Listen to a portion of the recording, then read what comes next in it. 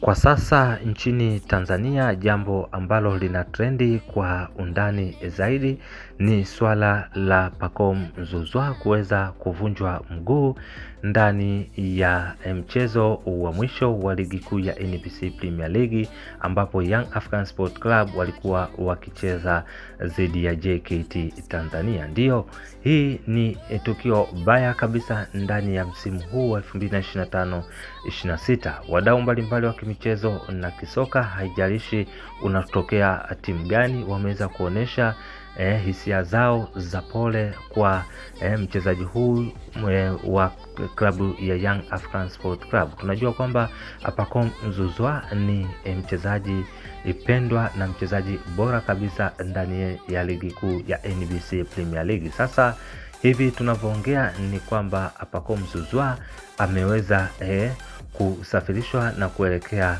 nchini Scotland, ambako anaenda kupatiwa matibabu ya haraka zaidi ili kuweza kurejea katika hali yake ya kawaida. Sasa wadau mbalimbali wa kimichezo na kisoka, hasa hapa tunamzungumzia Osman Kaz ambaye ni referee mstaafu, ameweza kuzungumzia kiundani sana swala hili na kusema kwamba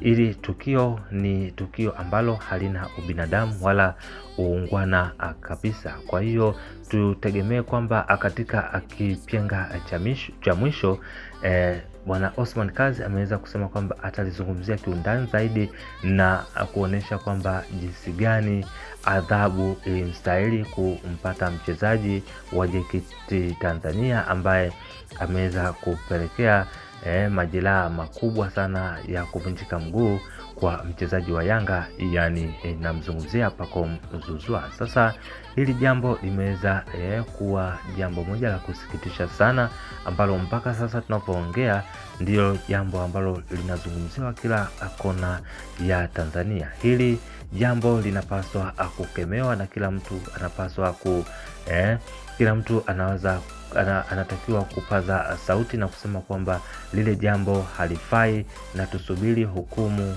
itakayoweza kutolewa kwa mchezaji wa JKT Tanzania ambaye ameweza kupelekea majeraha makubwa ya mchezaji Pacome Zouzoua wa klabu ya Young African Sport Club. Kwa habari mbalimbali za kimichezo na burudani, tafadhali usisahau kubonyeza alama subscribe, pia alama kengele iliyoko chini ya video hii.